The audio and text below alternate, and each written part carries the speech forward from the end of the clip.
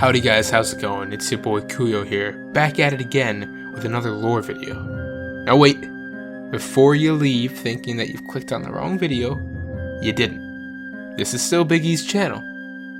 It's just that now it's under hostage. You see, a while back Big E and I decided to do a collab on some sort of lore video, but him being the console peasant he is, decided that he was gonna yeet out on me and go collab with that Lady of Scrolls chick. Well, no siree, I did not like that. So, I've taken justice into my own hands and kidnapped Big E, forcing him to make a video on my channel, which you should go check out if you already haven't. That being said, unless both our videos get a minimum of 150 views and 45 likes, I will delete Big E's PSN and Microsoft accounts, forcing him to become a Nintendogs YouTuber, rather than a gaming one in general. So, sit back, get yourself some popcorn, and put that video on the full screen, because despite this whole kidnapping incident, I still have a video to do here on Big E's channel, in particular, about a topic that we both want to explore more, Akavir, and its various races. Roll that intro, Big E, or not, just start the video.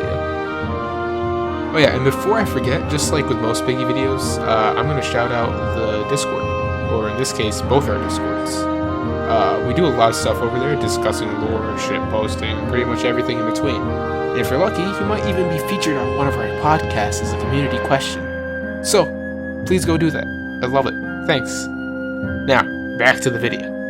As I was saying earlier, Big E and I decided to make a video on the races, and just as importantly, the lands of Akavir. That being said, we couldn't easily cover all 6 races that were present at some point on Akavir in one video. Or at least one easy to watch video. So instead, what we've done is to split the 6 races of Akavir, as well as the lands they inhabited, in half. With myself getting the Capotun, the cat folk, the Tangmo, a Bramucky folk, and of course, the dragons, which I don't know if they're really a race or not. Well, Big E has taken the Sassy, the snake people, the humans of Akavir, and the Kamal, the ice giants. Which, if you want to know more about those 3 races and their lands, it'll be on my channel, which you might see a link to somewhere in the top right-hand corner. With all that out of the way, we first have to ask ourselves, what in the world is Akavir, and what the hell are those races you're talking about? Well, to be brief, as this video is more of a brief rundown given how little lore we have about Akavir in general, rather than an in-depth look. Akavir is a large continental landmass east of Tamriel, known commonly as the Dragonland, a name we'll get into detail in a little bit.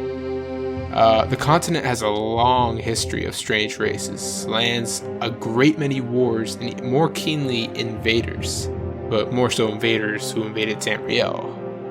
But to define the land and its history, we gotta look at the races tied to it.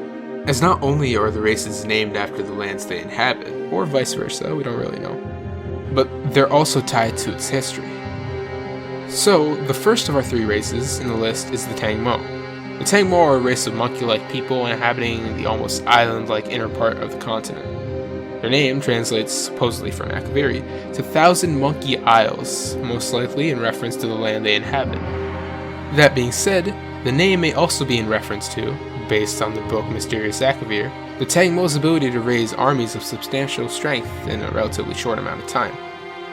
It's also mentioned how the Tangmo are a relatively peaceful, brave, and simple race, if maybe a tad bit crazy. A craziness that may have helped them greatly in the various wars that they have fought in, especially against the Kamal, who invade them after each winter, and the vampire race of the Sassy that, as of recent being around the 3rd era, have been slowly conquering lands and expanding their borders. But the Tangmo, as far as we know, have yet to back down against this fearsome threat, fighting tooth and nail to prevent the various races, of which the previous 2 are their most hated, though they will always say that they hate the Sassy more when asked, from enslaving them as they have attempted to in the past.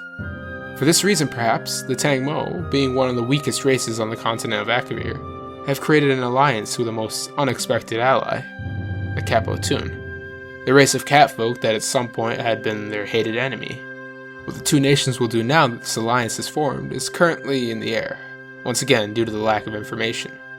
But from what we know, the combined martial prowess of the Tangmo and the mighty empire of the Capotun is quite the formidable power.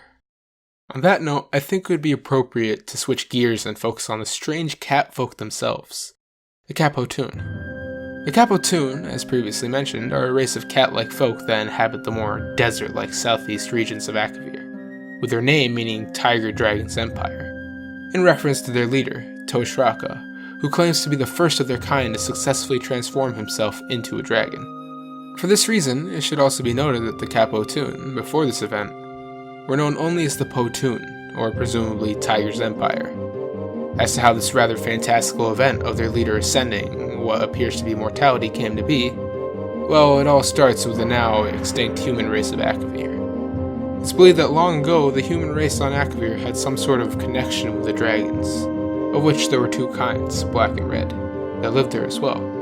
But then, for some reason, all the humans were consumed by the Saesi, which strangely never existed before them, with the red dragons being enslaved as the Saesi attempted to consume them as well, and the black dragons, as a result, being forced to flee their homeland, perhaps as a testament to the Saesi's power, traveling to the land of the Potun, seeking shelter from the now war-hungry Saesi. Suffice to say then, that the Potun fought a great war with the Saesi, of which there were many casualties on both sides, but none worse than those of the dragons, of which all were presumed to have been killed. From this point on, the Potun have constantly tried to emulate the once great dragons that they had sought to protect, trying all kinds of rituals, finally succeeding when they managed to turn their emperor, Toshraka, into what they refer to as the divine tiger dragon, with the book Mysterious Akavir claiming him to be the largest dragon in the world, orange and black and with many new ideas,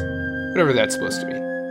As to what the Capotun have done since their emperor's ascension, well, as mentioned previously, they've allied with one of their former enemies, the Tang Mo, and are attempting to defeat the Saesi, the common enemy of the two races, with the Capotun becoming one of the continent's most powerful empires since Toshraka's ascension, rivaling the power of even the Saesi at this point, though not at sea. Power which they plan to use to ultimately defeat the Saesi, and once done with that, invade Tamriel. Though it should be noted, while not completely confirmed as of yet, that dragons seem to have an affinity towards the various catfolk of Mundus, like the Khajiit. As to why this is the case, well, that still remains up in the air. Moving on to the final race, if you can really call them a race, we have the Dragons of Akavir. In the case of Akavir, we are told many times over in literature and legend that the dragons come from there. Hell, it's even named after them. Though this notion may be misled, as there are also a great many tales telling of the dragons originating from Atmora as well. Though this can perhaps be attributed to the dragon's massive influence on the various continents.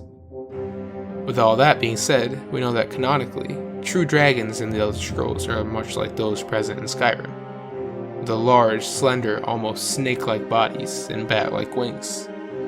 It's here then that the dragons of Akavir begin to fall apart in terms of how they potentially compare to our modern understanding of how dragons are. Most keenly in that they're not nearly as powerful as they seem in modern lore. This presents us with a problem then, of which there's a bunch of remedies. The first of which is that perhaps these dragons aren't actual dragons, but rather something like the dragonlings found in games like Daggerfall and Arena, which would also explain how Immortal was able to become somewhat like them, at least in physicality. Another option, however, may be that the dragons of Akavir were in fact actual dragons, and that the power of the Saesi was really so great that it was able to overtake them in such a manner. But whatever the case may be, we do know, at least vaguely, that the dragons of Akavir were most likely wiped out entirely from existence. As to what that entails about the differences of dragons coming from Atmor and Akavir, well, that's not really something that I think we have enough lore on to discuss. But nevertheless, it'd be interesting to see Bethesda explore the possibilities at some point in the future. Overall then, it seems that the dragons written about in Akaviri lore are quite different than those we see throughout the rest of Tamriel, or at least it seems, with them typically being much less overbearingly power-hungry than those in Atmora. As to what that means, we don't really know, but once again, it is one of the many allures to Elder Scrolls lore.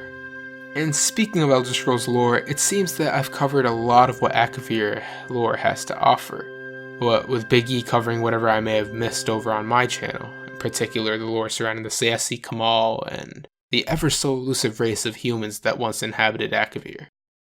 An elusiveness that kind of coats the entirety of the continent itself. Something that I feel really shows the continent as the peak of whatever Elder Scrolls storytelling can be, and that is what it can't be, where the most interesting parts of the story it tells come from the parts that we constantly keep asking about, the parts that we as the person experiencing these snippets of lore really want to know. With that being said, I think I've exhausted most of my resources for Akaviri lore by now, as it's extremely sparse, like I've said a lot in this video. Not to mention overly vague and kind of hard to trust at points, but nevertheless enjoyable. And speaking of enjoyable, I hope that you, the viewer, enjoyed this video. It's been great doing this collab with Big E, and hopefully, if this video does well, we might just do this a lot more often. Hell, if these videos do well on either of our channels, I might just end up making another lore video on some obscure topic from Akavir, because the ESO Elsewhere expansion recently came out and it has a lot of juicy new lore on Akavir in it. So, once again, thanks for watching. We'll have links all over the place, probably at least one link here to my channel, so that you can go see Big E's part of the collab, which I'll be editing in my style. And don't forget to subscribe, leave a comment on your thoughts, and maybe a like if you liked what you saw. Cueyo out. Peace! Hey guys, please like if you enjoyed this, lets me know you're really liking the content and lets me know that you want more of it, and please subscribe if you want more content like this. I post 5 days a week and once bi-weekly with Dragon Age lore. And with that, I hope to see you guys in the Discord chat. Peace.